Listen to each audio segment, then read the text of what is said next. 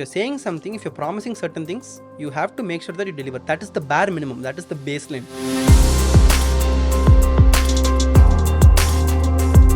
Code is commoditized. You can write code, but what to write, what to code, should you remove code? You don't even have to move heavens and earth to get this sorted. Sometimes just going one extra mile. That is why it is always called an extra mile. When you go an extra mile, people will feel happy about it. And that is where brand actually starts to build. Which is the Intimidator and the Passive Executors. This change in dynamic puts a little bit of pressure in the system. Some of them will quit the job because that guy is getting promoted, I am not getting promoted. Okay, yeah. But some of them will reflect. When iPod released, it was the most sold tech product on the planet. 2 years later or 1.5 years later, Steve Jobs announced iPhone, which inherently killed iPod. They killed their own success. There can be cases where a company wants to build a brand that they cannot actually maintain the promise. Has there been cases where you have observed it? Yes. See, brand promise is the core thing that any company should operate with. Okay. If you cannot deliver on your brand promise, any amount of branding activity or marketing activity will just expose you. If you cannot deliver on what you're promising, if you say that, hey, pay me 10 rupees, I'll give you 3 idlis, and you only give them 2 idlis, but you keep putting a poster saying that 3 idlis for 10 rupees, it means that negativity will spread very faster. You will be losing money within a few days. If you cannot fix your promise, then there is no point in marketing or branding. All this will just destroy whatever you build. The first thing is to fix a brand promise, because this is what I've learned from a lot of my mentors as well. Whenever someone gets into branding, or whenever someone gets into the job of building a brand or a brand strategist, the first thing they look into is operations. It is not that they'll go nitty-gritty saying that this is how you should do things, but they want to make sure that, hey, you are promising so and so things and marketing. The bare minimum you should do is deliver it. But if you want to build a brand, you have to over deliver. Interesting.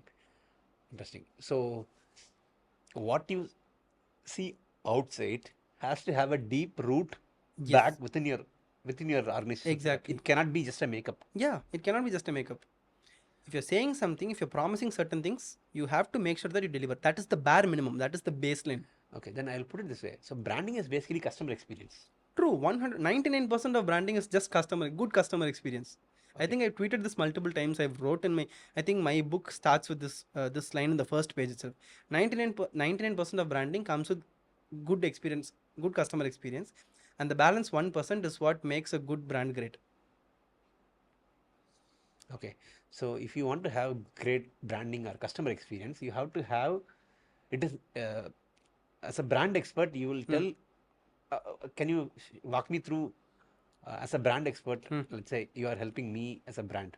What will you tell me the outer makeup, and then what will you tell me, like, these are things operationally you have to do? Okay, I'll give you a very simple example. If you talk about zero maintenance team, there is something that will be achieved once you start applying these principles on a business, right? Let's say it happens in 6 months, according to your estimate. That is what you promise to the companies that you're consulting or working with. The bare minimum that you should do is that within 6 months, the results should be there. But you should strive to make sure that it happens in 5 months. And let's say it is 10% ROI that you promised, or 20% openness that you promised, it should be at least 30%. Deliver beyond your promise. Okay, this is I'm a individual consultant. Yes. Now let's say I'm a ex company with some 30-40 people. Here I am the only X factor. Yeah. Okay, I have to make all the changes. Yeah. Now the team has got, say, 30-40 people. Now when you help me brand it, what is the operational? I'm not saying operational intricacies. Is there a template like, hey, do this operationally so that you can always achieve the customer experience that you do it? See, I'll take one simple example. See, I know EdTech in and out, so I'll take EdTech as an example. I'll take my own course business as an example, okay? Whenever someone buys my premier product or my premier course, so I've scrapped all my other courses. I only have one paying product. Everything else is free, okay? My course is $497. When someone pays for it, it's $497. When someone pays for it, I send them an email thanking them for their purchase within 30 seconds. This is an automation that is set. I'm not sending this manually. This is an automation that has been set. These are all bare minimums, whatever I'm saying. I send that email. And in that email, I tell them that the course will start tomorrow. It is not going to start today. It is going to start tomorrow. But is there something specific that you want to learn from this? I'll always ask them. Okay. So this is how I make sure that this course goes above and beyond. When I ask them, they give me an answer. 99% of the times, the problem that they're facing will be there in the course because they've read the whole landing page and they paid for something. It means that they have a problem that they are associated with. But when the 1% of time when they don't have that, when I don't have an answer to this in the course, I make sure that I manually send them an email saying that, hey, whatever you asked for is not there in the course. Everything is beneficial. It will all lead you to this moment, and at that point of time you'll get stuck, and that is where you should apply this. I send this to them personally. Oh, you tell them what it doesn't It doesn't do. do. It doesn't do. Okay. Okay. I give them that when they buy the course. Okay. And once the course is ending, so it is basically 21-day email course. Once the course ends, people expect it to be end, right? So on day 22, I give them a podcast recording with me and Basan saying that this is one of the best brand experts who's sitting with me right here, and this podcast is exclusively recorded for you. You cannot find this on the internet. This is almost 10 years of building experience in 1.5 hours. They feel that, okay, they are getting more value for their money. Day 23 happens. I give them saying that, hey, everyone is using AI. If you want, I have a prompt vault, which I usually sell for so and so money. I'll just give it to you for free because you've read through all these things. They feel very happy that they made a very great purchase. Finally, once I do all these things, I go back next day asking that, hey, right now you've understood done all these things. Is it possible for you to share me your experience on how this happened? Right now, I've already over promised on my promise. I've already over delivered on my promise. Everyone will be happy to give me feedback. And most of the time, these feedbacks are raving. They are all very positive, very, very good and stuff like that. Once they give me feedback, that is when subtly I say that, hey, I do have an upsell. I wouldn't call it as an upsell. If you want some personalized experience, you can hire me as a consultant for so and so dollars a month. Okay, you'll be surprised by how much people are open to it. After usually what happens is that once they finish a course, they'll suddenly do the upsell. Once you finish the course, 2 to 3 of valuable resources additionally, which you could have made money if you could have sold it to them as well, but you give it to them for free and charge a bigger money later saying that this is optional, this is entirely optional, right? And after 40 days, I have a check-in asking if there is any question. If they don't respond or write back, I again manually email them asking that, hey, I wrote back to you, is there some problem that you're facing? I want to know if you have applied all these things. I am very curious about what happens so that these people are very satisfied with my purchase. Mm-hmm.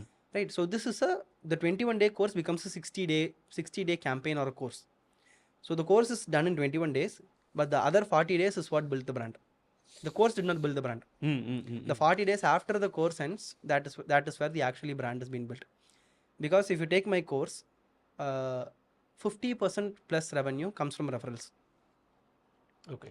50%. Now, basically, what you're doing is you're regularly communicating with your client again, and then you build that. You give a lot of you give a lot.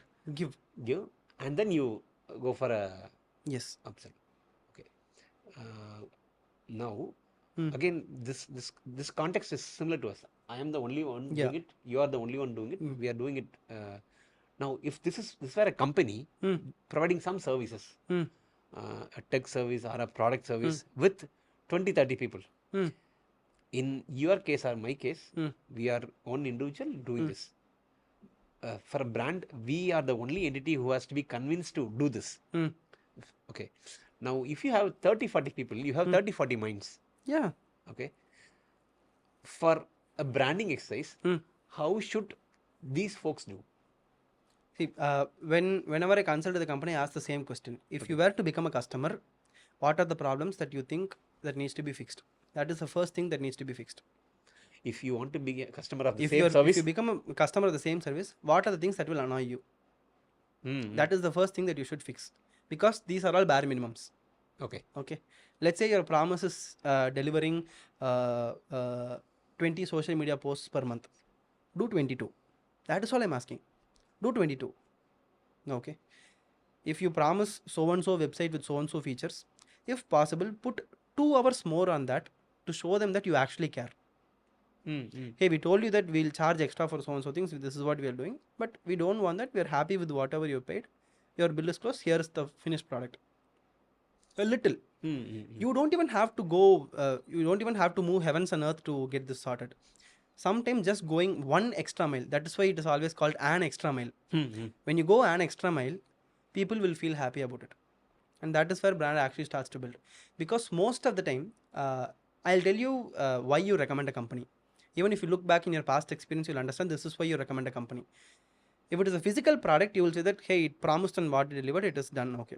But most of the time, when the physical product has a lot of interactions to do with, you will always say that, hey, I bought this on the store.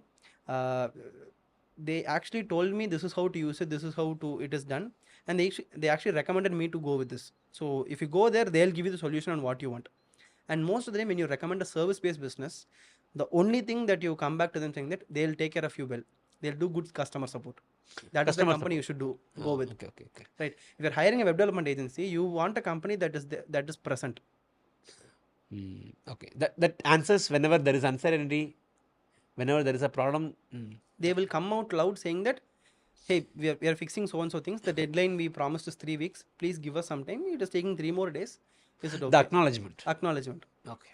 You will always recommend company that acknowledges their mistakes, or who are always good at customer experience. Okay. How much of a communication pattern within the organization influences the ability for the brand to acknowledge, accept mistakes, or be there whenever there is an uncertain situation? See, if you can't fix people who are working for you, then you can't fix people who are interacting with you. You can't fix the experience for people who are interacting with you, right? Let's say, for example, if the communication chain is not right in a company internally, it will definitely reflect externally as well. If certain things are gate kept from the founder or the CEO or the CXOs, because they're afraid of the fact that things will go south and they'll get fired and all those things will happen, they will inherently start lying to the customers or lying to the people who are in marketing, saying that, hey, we've done so and so things, you can start selling this. This eventually breaks the chain. Okay. If there is no safe space to make sure that all the mistakes are openly discussed and the communication flows through properly, it will not reflect externally as well. Okay. Okay. Safe space, building space, safe space for people to share their experiences or whatever they go through is how you also build a better brand. Yes. Okay. See, if a particular customer success representative is afraid to tell his or her manager, saying that, hey, a customer came to me with certain problems, it felt really threatening to the company, we have to do something about this. Most of the time what happens is that they disconnect the call saying that unsatisfactory customer and leave it at this. You have to make sure that this sort of distress call goes to the upper level management and they start fixing things. Okay. If that safe space is not there, then nothing will get fixed. Okay. One perfect example is Domino's. Okay. One of the worst customer experience ever, Hathway. Okay. Another worst customer experience ever. I can openly name brands who do very bad customer experience. Okay. Then I'll say, put it this way: the worse your culture is, the more you ghost your customers. Exactly. Okay. Culture and ghosting has a internally, if people ghost, externally you ghost a customer. Yes. So I have a few questions. So I wrote it down so that I don't miss anything. So the first one. So you've admitted to being the hero engineer. Okay, who could fix everything, but unintentionally burned people out because the team couldn't function without you. Okay. Why is the person who failed at maintenance heavy leadership actually the best person to teach founders how to build a zero maintenance team? Okay. I think it comes back to what you mentioned, the acknowledgement. See, for a long time, I'm 16, 17 years as an engineer, manager, worked in 3-4 startups. I've done all kind of mistakes an engineer can do. I've also done really great work. I'm extremely obsessed about completing the work first, and then doing quality work. But what I lacked was that in my early days of my career is that uh, can I share this? Can I share the question in my mind or not? Will I be fired if I share this? If I ask this question to people? Because when you have a survival mindset and you are ambitious and you lack that emotional intelligence, you are flying between multiple Yeah. internally. You know certain things can be done good. You read something can be done better, but you don't have the guts to um, Call it out call loud. it out. Yeah. So why I am a good candidate for solving this problem is that I've been a heroic engineer. I've worked during weekends, nights, anytime people ask, I'll work, get things done. But also it puts lot of ego into your mind. So in this book, in Zero Maintenance Teams book, I have shared 4 quadrants. One is Passive Executor, Intimidator, Anxious Learner, and then Curious Builder. I have been, except for Passive Executor, I have been in all other quadrants. Okay, I was a little bit hyper. Okay, Curious Builder, I have experienced the traits of a curious builder whenever there was psychological safety in the team. I've been an anxious learner whenever I am unsure of what I can do. I've been an intimidator during the first 8-9 years of my career, where I know everything was, whatever I touched was doing really great, and I have never ever faced any. I was not humbled by life back then. Okay, so what I learned is that in India, especially in India, we don't have a lot of curious builders. Curious builders usually end up becoming a founder. Yeah. Curious builders, because they have the balance. They know that I don't want to work with this founder. Why should I work when this manager? I know several engineers, several managers who are not happy with their manager, and then quit the job and then moved on, because they have choices. Yes. What workplaces have right now is passive executors who the founder pays great salary but doesn't do any great work. They are simply task. Give a task, I'll finish it.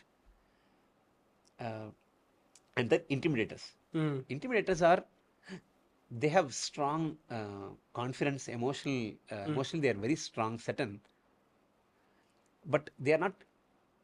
In stupid entrepreneurship, you said something like, when the reality changes around you, you should be able to update it, right? They don't do that Yes. because of the ego. And I've been that. I have myself been such a person.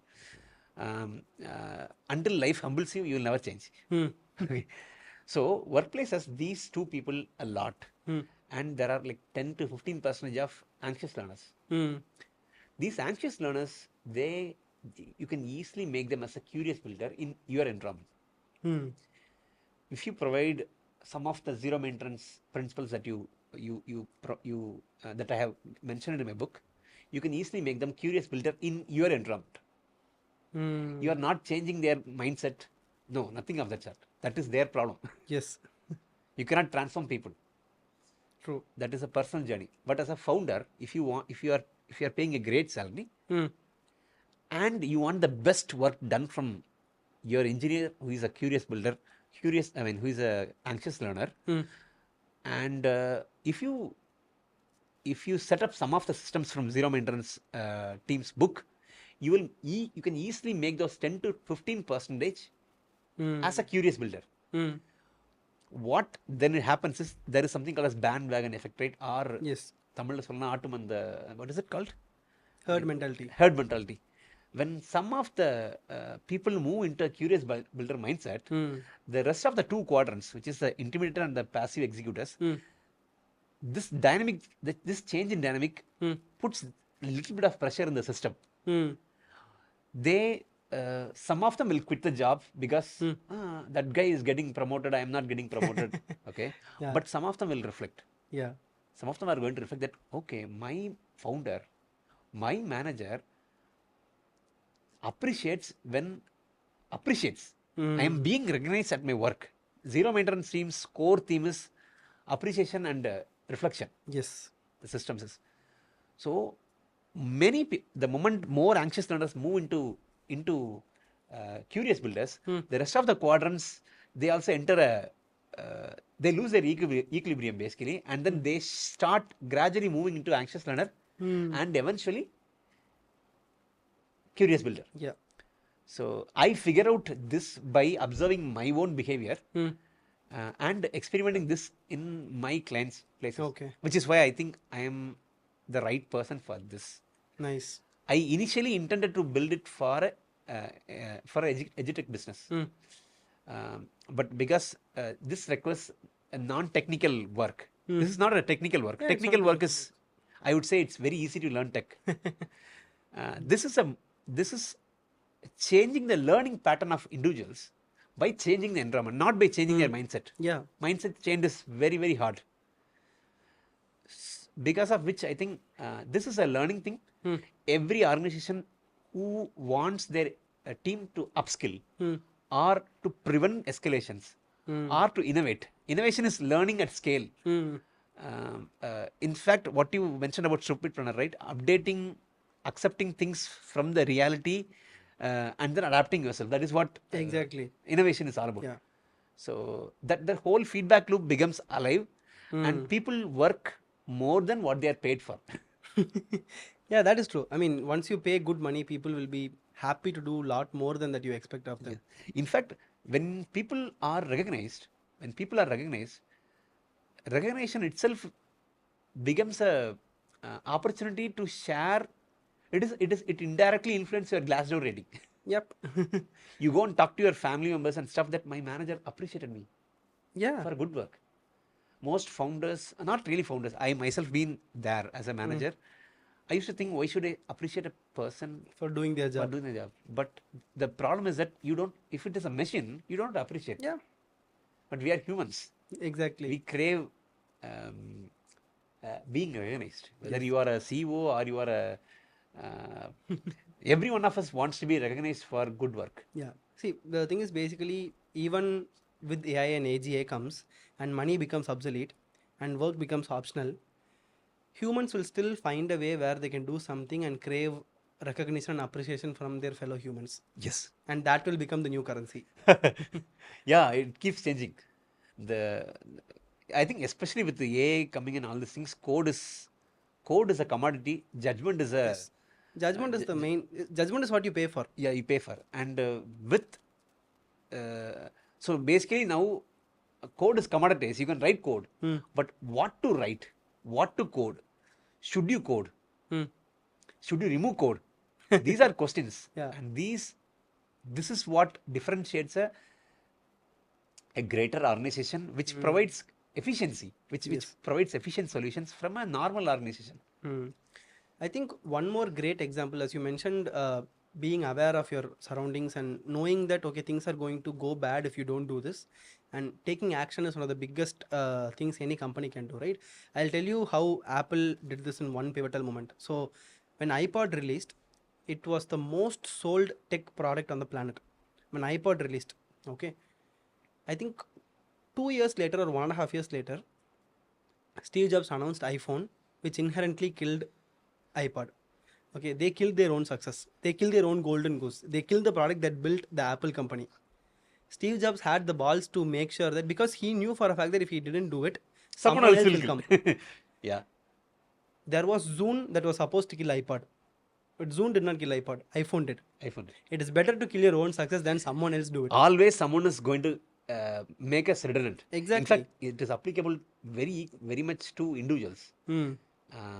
If I don't update myself, someone else will do. Always new people will come. Exactly. We might think we are at the best time of at our best version, and in 5 years the world changes. A new generation enters. Exactly. A new generation. I mean, like the Gen Z and the 25, 30-year-old folks, right?